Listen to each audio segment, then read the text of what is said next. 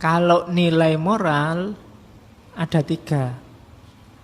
Ada blameworthy, ada acceptable, dan ada praiseworthy. Yang disebut bermoral itu yang paling kanan, yang praiseworthy. Kalau yang paling kiri jelas tidak bermoral, act wrongly, melakukan tindakan yang salah. Yang tengah itu netral, acceptable, belum bermoral. Karena apa? Niatnya salah, motivasinya salah meskipun tindakannya baik. Kalau dalam agama nanti ada istilah ikhlas. Kalau masih bertujuan ya masih belum murni moral. Jadi tindakan kita itu act wrongly, bisa blameworthy, layak untuk dicela karena jelek.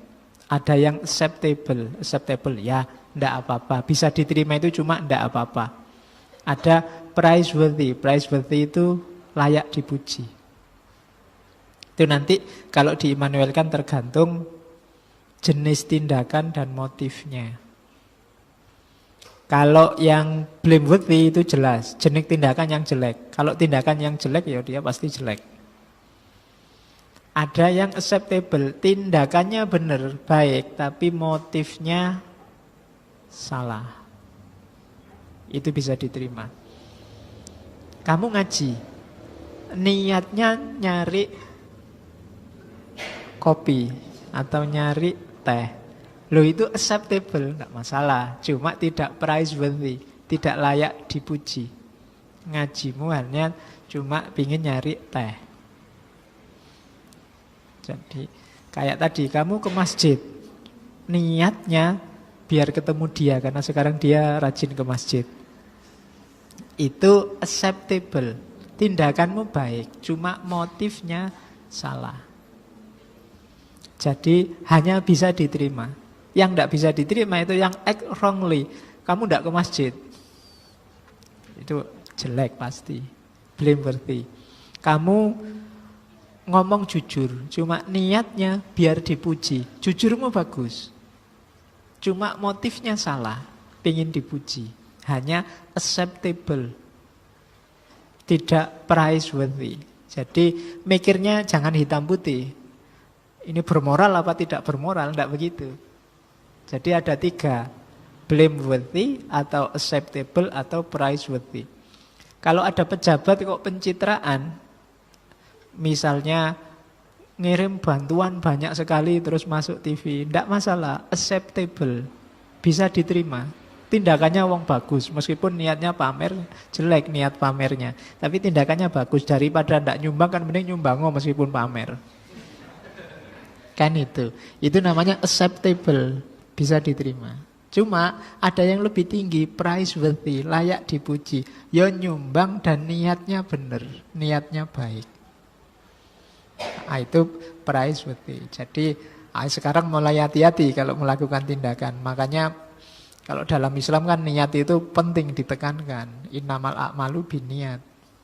Nah ini bahasa Arabnya begitu. Ini bahasa Inggris Jermannya versi Immanuel Kant. Kalian kan kadang-kadang kalau cuma pakai dalil kan rasanya kurang mantep. Cuma kalau kola Immanuel Kant wis rada ampuh. Jadi sudah merasa sudah besar. Jadi ada blameworthy, ada acceptable, ada praiseworthy.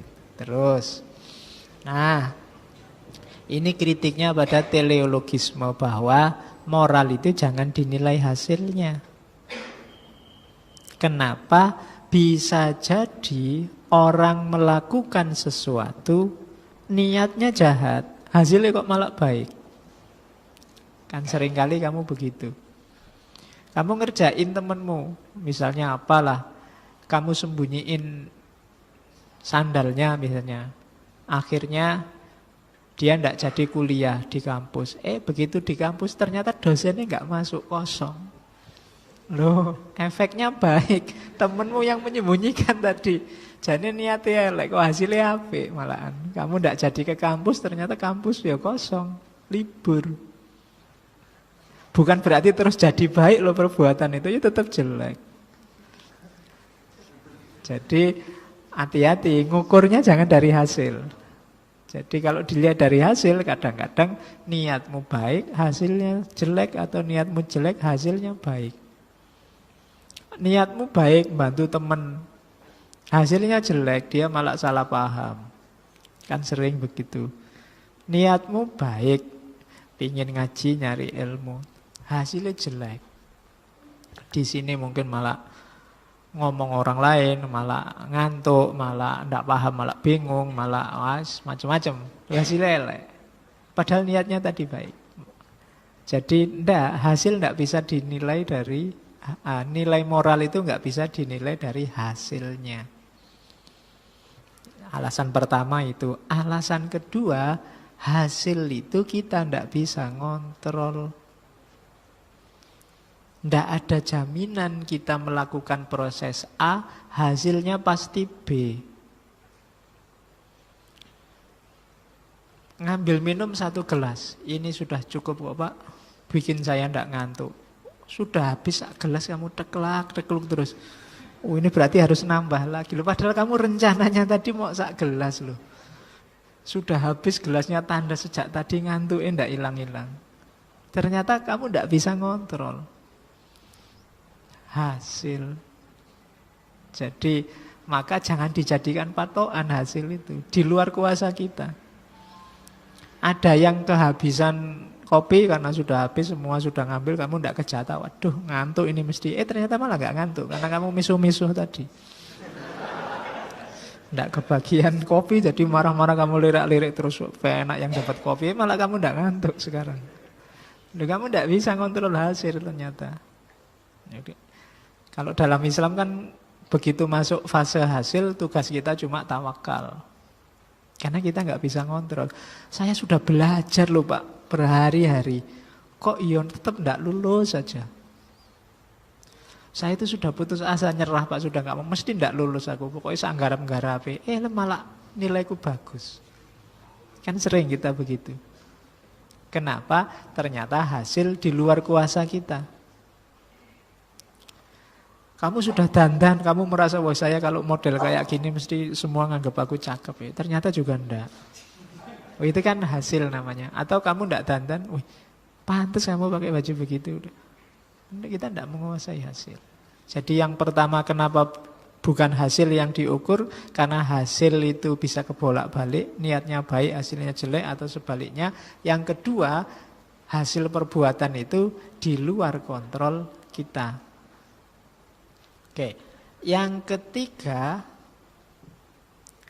satu-satunya yang bisa kita kontrol adalah niat kita. Jadi, dan yang pasti baik itu niat kita. Makanya nanti ada bab terkhusus dalam teorinya Immanuel Kant namanya goodwill. Goodwill itu niat baik. Oke, nanti ada babnya sendiri goodwill.